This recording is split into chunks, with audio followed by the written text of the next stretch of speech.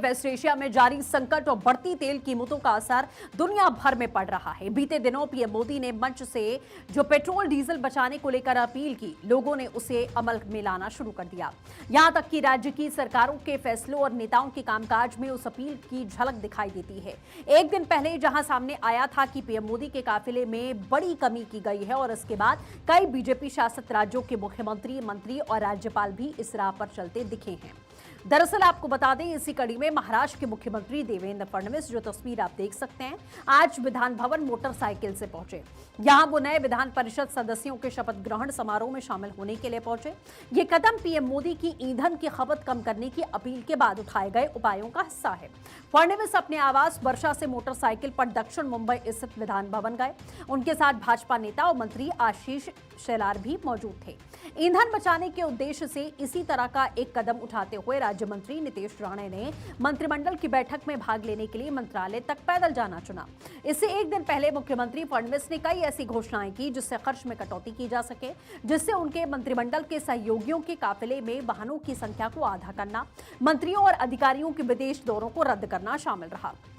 वहीं इसको लेकर सीएम फडणवीस ने कहा, प्रधानमंत्री ने हम सभी से वैश्विक स्थिति को देखते हुए सावधानी बरतने की अपील की है और इसी के अनुरूप हमें पेट्रोल डीजल की खपत कम करने के प्रयास करने की जरूरत है। हम सभी ने अपने काफिलों का आकार छोटा किया है। मैं यहाँ बाइक से आया, हम ये पता लगाने की कोशिश कर रहे हैं कि देश का पैसा कैसे बचाया जाए। तो मैं आज बाइक पर प्रवास कर रहा हूँ। प्रधानमंत्री जी का जो संदेश है वो नीचे तक पहुँचे, इसलिए एक प्रयास के रूप में इसको किया है। वैसे हम लोगों ने हमारा जो कॉन्वॉय है उसको भी छोटा किया है, उसको और छोटा करने का प्रयास हम कर रहे हैं।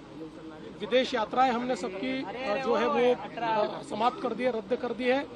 जहाँ जहाँ हम लोग फॉरेन एक्सचेंज बचा सकते हैं, पेट्रोल डीजल बचा सकते हैं, वो बचाने का प्रयास हम करेंगे।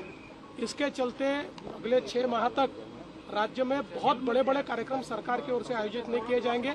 केवल कल सातारा में एक कार्यक्रम हमने आयोजित किया था जो प्रधानमंत्री आवास योजना का कार्यक्रम है और 10,000 करोड़ रुपया सीधे हमारे लोगों के खातों में जा रहा है, इसलिए उसको हमने रद्द नहीं किया है।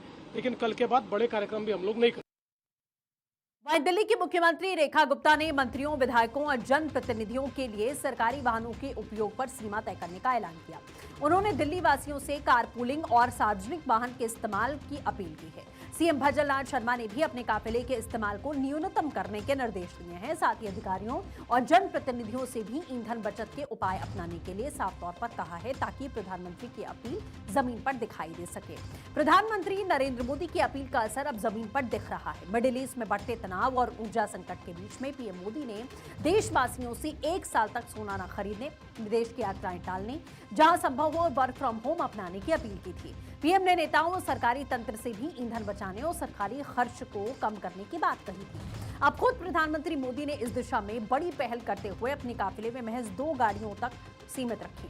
बुधवार को सामने आए वीडियो में प्रधानमंत्री एक कार में नजर आए। एसपीजी कमांडो मौजूद थे। यानी प्रधानमंत्री ने सिर्फ अपील नहीं की, बल्कि खुद उदाहरण भी पेश कर दिया है। मेरी देश के हर नागरिक से अपील है,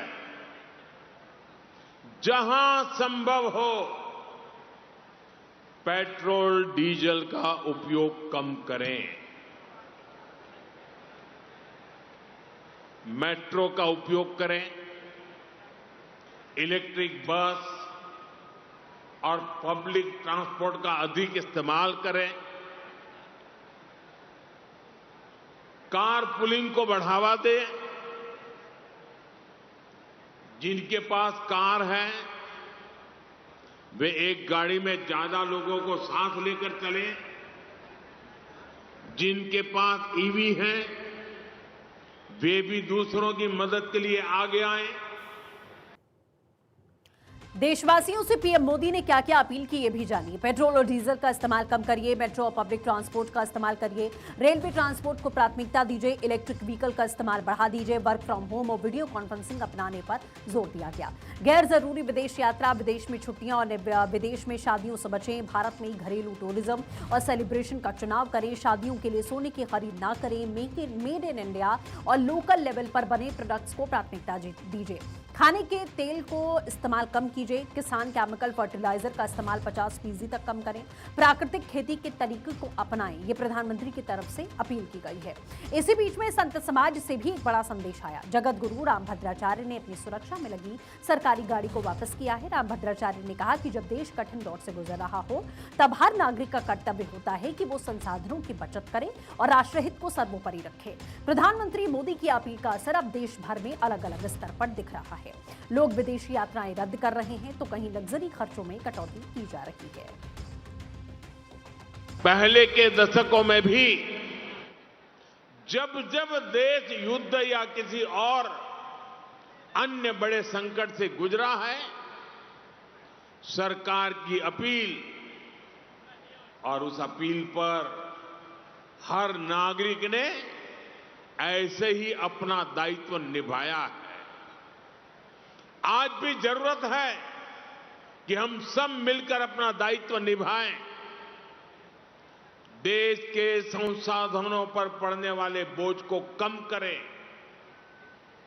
आप भी जानते हैं कि भारत कितने ही उत्पादों को मंगाने के लिए लाखों करोड़ रुपए की विदेशी मुद्रा खर्च करता है। इसी समय विदेश से आने वाले उत्पादों की कीमतें भी आसमान छू रही है और सप्लाई चेन भी पूरी तरह तहस नहस हो चुकी है।